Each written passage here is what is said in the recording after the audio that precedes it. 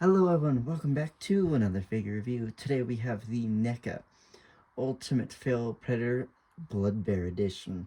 This figure dropped during Halulathon without much warning and has become like one of the most sought after Predator figures. Target now has one. I'll put a link down below to their site so you can order one. And here he is in front of us today. This is actually a very unique box compared to the rest of them, so let's take a look at it. The box just kind of looks like this. You can see the kind of blood dripping down. And it's faint. You can see it says "Prey" on it. Kind of same thing up on top. Side kind of looks like just that. There's not much going on in the back except a faint picture of the Predator. Same thing on the side. And going back to the front. Now, unlike most who has a door, this one's got a pull-up sleeve. So you can pull the sleeve up. And there is that sleeve. And there is the figure himself. You can see him all in his colorings with accessories. You get a better look at that Predator figure picture on the back of the box. Sides show a little bit more detail on them. So let's get this figure out and take a look at him. So here's the figure out of the box, and boy does he look epic. For those who don't know the movie Prey, this is the scene in the movie where the main character is trapped in the beaver dam while a bear is chasing her, and then something attacks that bear, and this is when the Predator gets the blood on him and reveals to the main character that this is not human. And I think NECA recreated that scene perfectly with this figure. You can buy articulated bears, so you can buy one and display them with this. But figure alone, this thing looks fantastic. Kind of giving you a little bit of a 360 here. The front looks really good. Like, they did a fantastic job doing the clear with the paint job. Just looks awesome. I think NECA does an awesome job with translucent figures, and this one is no exception. So getting him a little closer, he looks awesome. Like, they did a phenomenal job with paint application and detail for a, you almost want to say two-color paint job. There's actually a lot more that goes into the paint job. You can see kind of under here, it's kind of a darker color. You can even see with the dreadlocks that the ones underneath are not covered. And that looks awesome. Like, the detail to the side, where you can see that the side is covered, like the front and back. Like, this is awesome. The head, the mask can come off. We'll look at that in the accessories. But here's the face. Still looks very detailed for the paint job. Shading and all is fantastic. Even coming along the side, the detail on the gauntlets are phenomenal. The back, lift up the dreadlocks, looks fantastic.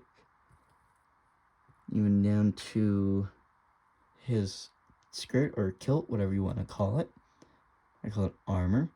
One thing that I actually do think is actually really cool with these translucent figures is that the side you can see how the joints work. And we'll get to that with the articulation, where you can see each hinge and all, and it actually looks kind of cool. You can't see them from the front, but the side is actually kind of cool. Going down, the legs are awesome. That, again, that paint detail is phenomenal on this figure. Like, wow. This thing is an awesome figure. I am very impressed with it. Let's get on to the accessories. So, articulation-wise, for this figure, it's going to be your basic NECA joints. You're going to have a head, neck one at the base of the neck, and then one at the head, so you can get a good range of motion up and down, and a good side to side. Chest, you're going to have one here and here, so you can get a nice rotation. Shoulder, you're going to have a ball hinge, and then a swivel at the arm. You're going to have a dual hinge at the elbow, then a hinge ball joint at each wrist.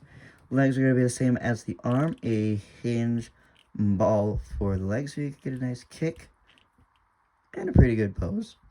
Going to be a dual hinge at each knee, and then a ball joint hinge at the foot. So fairly good posability. Now, on to the accessories. So accessory-wise, like I mentioned at the beginning, we do have the biomass that comes on and off, and this actually looks really good.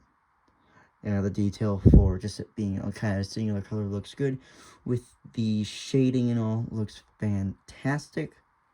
Inside, just kind of a basic paint job that gets the job done. And just like with the regular one, it is a push-on.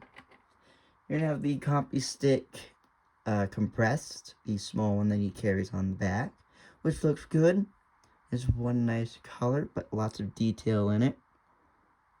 Fantastic job. And then you're going to have the copy stick in the two pieces. The color is the clear, but blood at the end.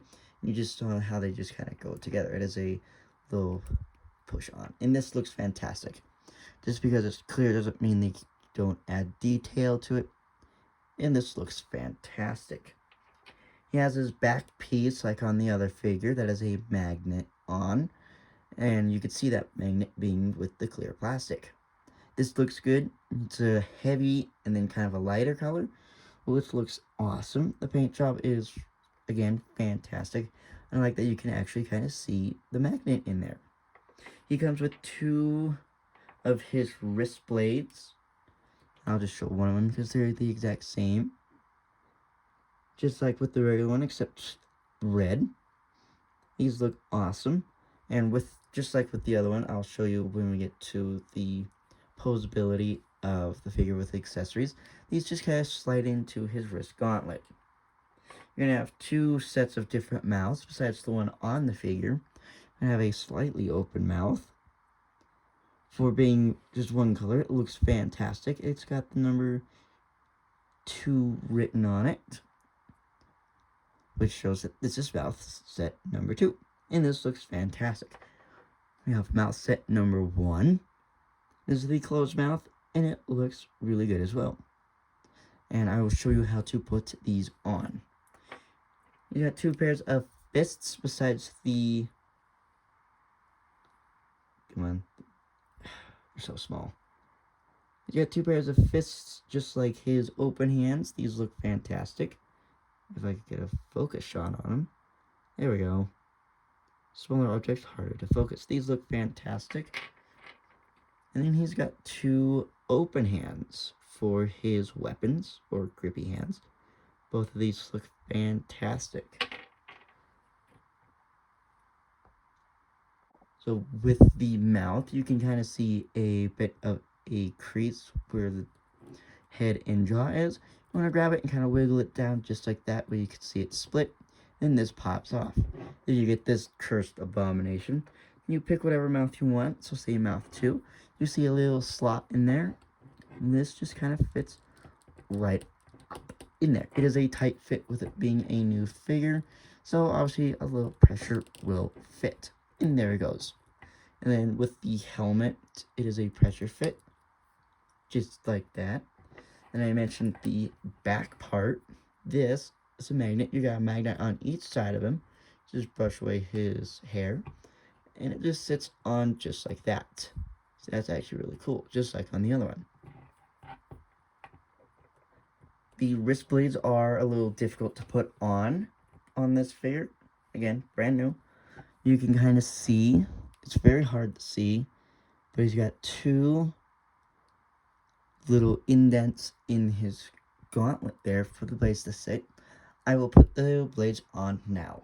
So here's the figure with the blades in. I have his arm out just so you can see that they are in. Like I said, they are a tight fit, and they are meant to be spread apart, unlike the normal close together blades, and they look fairly good on the figure. The hands are just normal NECA hands. They just kind of pull off. And then you can select your new hand. So if we go for the grabbing hand, you can see that little indent. And it just snaps in until you hear that snap. And then with the grabby hand, you can put in your weapon. For this one, I like to take it apart, stick one end through the hand, if the figure wants to stand up for me while I'm demonstrating, and then snap the other one in like so. And that's how I do it. It just makes life a little easier for the figure and for me to pose him. Speaking of posing, let's get a little action shots for him. Here he is with the open mouth and the spear. And again, this figure looks fantastic. I am very happy with the way they pulled this figure off. It looks fantastic. Closed mouth with the wrist blades out and the fisted hands. There's so much you can do with this figure, especially with the other Fearl Predator figure. Speaking of, let's get to some size comparisons. This is kind of the money shot. The Blood Bear Predator and the normal one side by side, same height. These guys would look fantastic together on a shelf. You could do some great photo shoots with the two Predators, showing different shots between the two.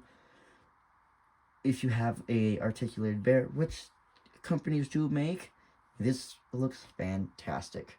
Here he is next to the Ultimate Lost Predator, one of my personal favorite figures in my collection. You can see he is slightly shorter than the Blood Bear Predator, but they still look good side by side. As I mentioned in the Feral Predator figure review, I will put that link down below. They look really good side by side with the newer tech and the simple tech on the normal one, but these two look good side by side. Here he is next to the SH Monster Arts Wolf Predator. Obviously, SH Monster Arts is a lot smaller figure than NECA's, but he looks really good standing next to him. If you have him in your collection, you would look good standing next to this Blood Bear Predator. We go smaller to taller with the NECA Stoneheart Predator, the tallest predator in my collection at the moment, and they look also really good together. The colors look fantastic next to each other. Just having a much larger figure just kind of is like, wow, you can really see them standing out in a collection. So all in all, this is a awesome figure if you can get your hands on them. Like I said, I'll put a link down below to Target.com where I got mine. But this is an awesome figure, worth having to a collection, especially if you have the other one. Scale rating, 10 out of 10 figure. I love this thing. I will definitely do lots of photography with them. This is a 10 out of 10 figure for any collector. If you do like this video, don't forget to like and subscribe. Figures coming up on the channel. SH Monster Arts announced their Scar King figure, so he's definitely on pre-order. And that figure also comes with the Beast Glove, which also means I will be getting the Godzilla X Kong figure because I need that Beast Glove to match the figure. So those two are on order. The Muto is also supposed to be on order soon. I'm not 100% sure. And then I have just kind of sporadic other pre-orders on their way. And whatever purchases I have too will also be here. But this is an awesome figure. I hope you guys enjoy, and I'll see you on the flip side. Bye!